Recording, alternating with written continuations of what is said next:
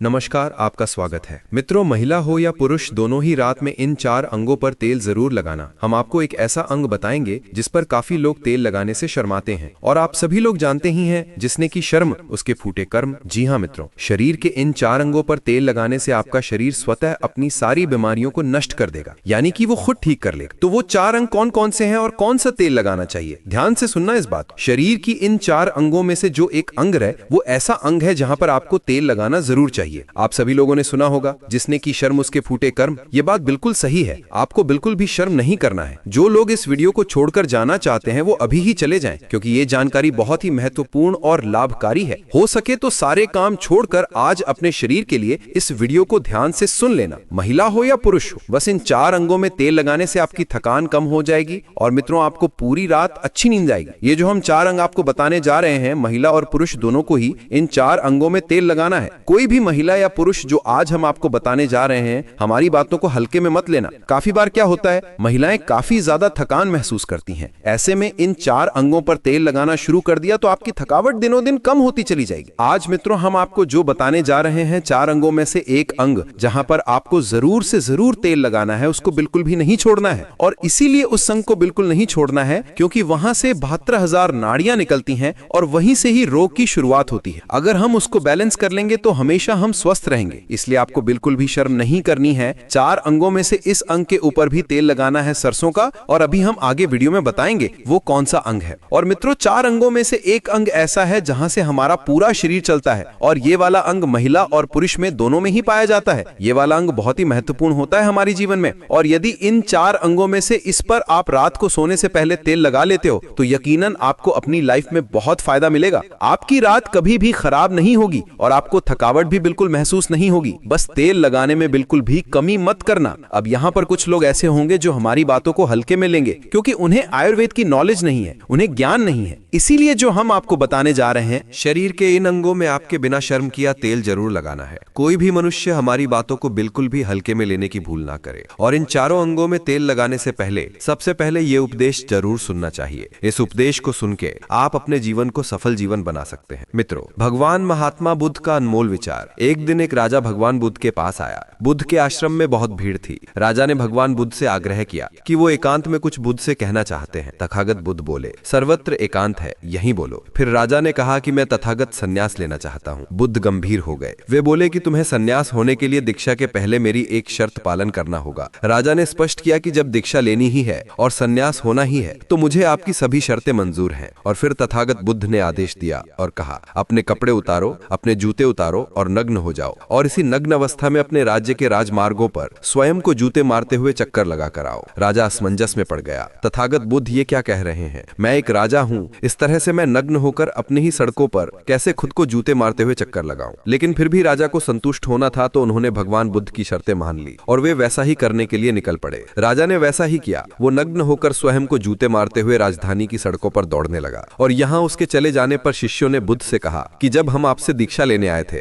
तब आपने तो ऐसी कठोर शर्तें नहीं लगाई थी। आप तो स्वयं करुणा अवतार हैं, फिर आपने राजा के साथ ऐसा कठोर व्यवहार क्यों किया? तब भगवान तथागत बुद्ध बोले, जब तुम लोग संन्यास लेने आए थे तब तुम्हारे अहंकार बहुत बड़े नहीं थे, इसलिए तुम लोगों से घर घर भिक्षा न करवा कर ही काम बन गया। यह तो एक बड़े राजा है, इसका अहंकार भी बहुत बड़ा है, इसलिए जितनी बड़ी रोग उतनी बड़ी दवाएं, इसलिए महारोग की दवा भी अधिक शक्तिशाली होती है। इसी कारण मैंने इनका परीक्षा भी इतना कठिन किया है। राजा जब इस दशा में अपनी प्रजा के सामने से गुजरेगा तो उसका अहंकार चूर चूर हो चुका होगा। राजा ने शाम तक शर्तें पूरी कर ली और बुद्ध के चरणों में आकर गिर गया और फिर बोला, तथागत, अब तो मुझे आप दीक्षा देके मुझे संन्यास करें। भगवान बुद्ध ने राजा के सिर पर मुकुट रखा और कहा कि अब तुम्हें संन्यास लेने की जरूरत ही नहीं है। जाओ और कर्ता भाव छोड़कर साक्षी भाव से राज करो। अब तो तुम सन्यासी राजा बन चुके हो। किस तरह से भगवान बुद्ध ने एक राजा को उपदेश दिया और राजा का जीवन धन्य हो गया। मित्रों, ये छोटे से उपदेश से आपको क्या ज्ञान प्राप्त हुआ? स्वास्थ्य से संबंधित बहुत ही महत्वपूर्ण जानकारी। मित्रों, ये हमारा शरीर किससे बना है, ये सबसे पहले जानना जरूरी है। और हमारे शरीर में कौन से 3 दोष पाए जाते हैं? हमारा शरीर 5 तत्वों से बना है और हमारे शरीर में 3 दोष पाए जाते हैं, वात दोष, पित्त दोष और कफ दोष। इसे जानना जरूरी है क्योंकि हर एक बीमारी का कारण यही 3 दोष होते हैं, क्योंकि हर एक बीमारी का जरिया ये 3 दोष है, इसीलिए जानना जरूरी होता है। तो आपका शरीर का सबसे महत्वपूर्ण दोष यही 3 दोष है, पित्त दोष, कफ दोष और वात दोष। अगर आपके शरीर का वात दोष गड़बड़ हो गया तो 60 से 70% बीमारी होगी। अगर आपके आपके शरीर का पित्त दोष गड़बड़ हो गया तो शरीर में 15 से 20% बीमारियां होती हैं, और आपके शरीर का कफ दोष गड़बड़ हो गया तो 5 से 10% बीमारी होती है। अब इन तीनों प्रवृत्ति हमारे शरीर में कब से कब तक रहती है? जब हम जन्म से बाल्यावस्था में रहते हैं, यानी 0 से जब हमारा जन्म होता है और 14 साल की उम्र तक हमारे शरीर में इसकी प्रवृत्ति ज्यादा होती है। इस समय कफ ज्यादा बनता है। ये प्रकृति की देन है। कफ इसीलिए बनता है क्योंकि हमारा शरीर ग्रो करता है। कफ बनना जरूरी है क्योंकि ये हमारे शरीर के बहुत ही महत्वपूर्ण अंग है। बस हमें ये ध्यान देना है, हम अपने बच्चों को ऐसी कोई चीज नहीं देनी है जिससे उनका कफ और बढ़ जाए, क्योंकि बच्चे उस समय कुछ नहीं जानते। पेरेंट्स को जागरूक होना होगा। बस हमें अपने बच्चे को ऐसी कोई चीज नहीं देनी है जिससे उसका कफ और बढ़ जाए। कफ बढ़ाने वाली चीजें हमें उन्हें नहीं खिलानी है, नहीं तो कफ से संबंधित जो 5 से 10% बीमारी है, जैसे टीबी, दमा, अस्थमा, शिजोफ्रेनिया, ये सारी बीमारियां इसकी वजह से होती हैं। यहाँ आपको ध्यान देना होगा मित्रों, हर माता पिता को अपने बच्चों पर ध्यान देना ही होता है, क्योंकि जीवन की शुरुआत उनसे ही होती है। और हाँ, आगे बढ़ने से पहले अगर आप दिल से बजरंगबली के भक्त हैं तो नीचे कमेंट में एक बार जय जय बजरंगबली जरूर लिख देना, क्योंकि ऐसा कहा जाता है कि सच्चे मन से लिया गया नाम मन की सारी इच्छाओं को पूरा करने की ताकत रखता है। अब चलिए बात आगे बढ़ाते हैं और समझते हैं कि इंसान की जिंदगी अलग अलग अवस्थाओं से होके कैसे गुजरती है। सबसे पहले आती है बाल्यावस्था, उसके बाद धीरे धीरे इंसान युवावस्था में कदम रखता है। जब हम 15 साल की उम्र को पार करते हैं और 60 साल के करीब पहुंचते हैं, तब हम जीवन के युवा चरण में होते हैं। यही समय शरीर में सबसे ज्यादा ऊर्जा, सबसे ज्यादा बदलाव और सबसे ज्यादा पित्त प्रवृत्ति का होता है। इस दौर में शरीर बहुत कुछ सहता भी है और बहुत कुछ मांगता भी है, इसीलिए जरा सा लापरवाह होना भी कई दिक्कतें पैदा कर सकता है। जब शरीर में पित्त बढ़ने लगता है तो पाचन बिगड़ता है, गर्मी बढ़ती है और लगभग 15 से 20% समस्याएं इसी कारण पैदा होने लगती है। इसके बाद जीवन का तीसरा चरण आता है वृद्धावस्था। जब उम्र 60 के ऊपर होने लगती है तो शरीर में वात प्रवृत्ति बढ़ना शुरू होती है। यही वात 60 से 70% रोगों की जड़ बन जाता है। इसलिए इस उम्र में खास सावधानी जरूरी है। कुछ भी ऐसा नहीं खाना चाहिए जो वात को और बढ़ा दे, क्योंकि बढ़ा हुआ वात ही जोड़ों का दर्द, कमजोरी, गैस, निद्रा और कई परेशानियों को जन्म देता है। अब बात करते हैं कि हमारे शरीर में ये 3 दोष क्या भूमिका निभाते हैं। इनका संतुलन बिगड़ते ही बीमारी की शुरुआत होती है। इसलिए जहां कहीं से भी आपको इन दोषों से संबंधित जानकारी मिले, उसे समझिए, अपनाइए और अपनी दिनचर्या में उतारिए। कारण को दूर किए बिना परिणाम कभी खत्म नहीं होता। यही वजह है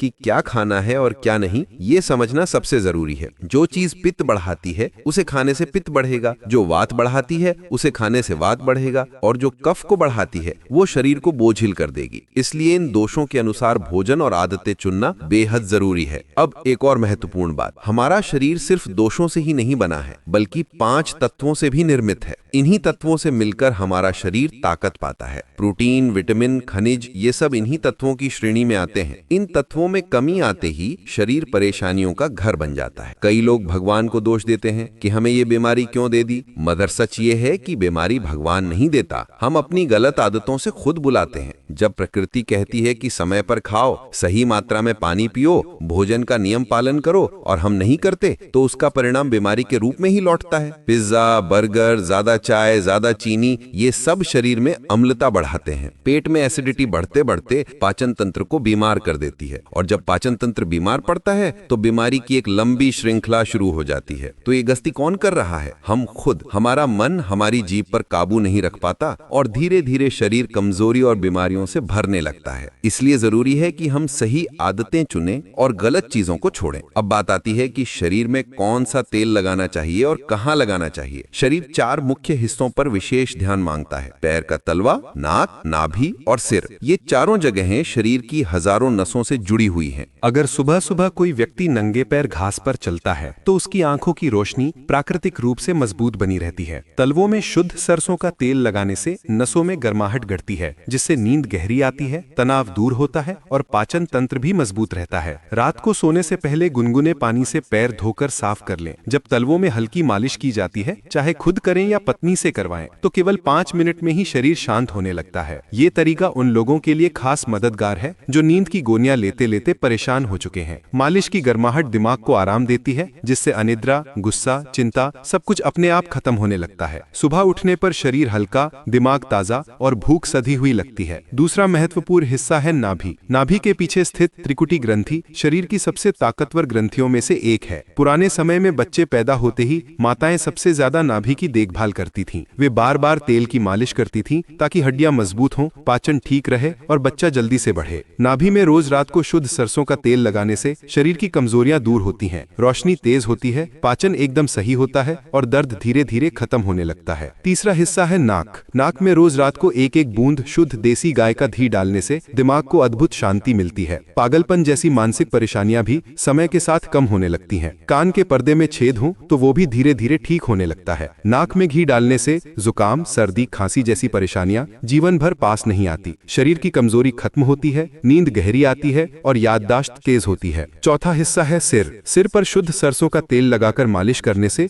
बाल पकना रुक जाता है, दिमाग शांत होता है, तनाव खत्म होता है और नींद तुरंत आने लगती है। सिर की मालिश पूरे शरीर को शक्ति देती है और दिमाग की क्षमता को बढ़ाती है। कई बार सिर्फ सिर में हल्की मालिश से ही ऐसा लगता है कि पूरा शरीर नया हो गया हो। इन चारों जगहों पर तेल लगाने की प्रक्रिया अगर नियमित रूप से अपनाई जाए तो शरीर धीरे धीरे मजबूत होने लगता है। एक एक नस खुलती है, ऊर्जा वापस आती है और पुरानी से पुरानी दिक्कतें भी कम होने लगती हैं। आखिरकार ये शरीर हमारा अपना है, इसकी सुरक्षा भी हमें खुद करनी है। सही आदतें चुनकर और गलत चीजों से दूरी बनाकर हम लंबा, स्वस्थ और खुशहाल जीवन जी सकते हैं। इसलिए मित्रों, जितना जल्दी हो सके इन बातों को अपने जीवन में शामिल कर लीजिए। यकीन मानिए, अगर आप नियमित रूप से ये छोटा सा नियम अपनाते हैं तो आपका शरीर मजबूत होगा, मन शांत होगा और नींद गहरी आने लगेगी। आपको दवाइयों की जरूरत कम हो जाएगी और जीवन में हल्कापन महसूस होने लगेगा। स्वस्थ रहिए, सुरक्षित रहिए और अपने शरीर को उसका हक दीजिए, क्योंकि शरीर बना ही है देखभाल और प्यार से संभाले जाने के लिए।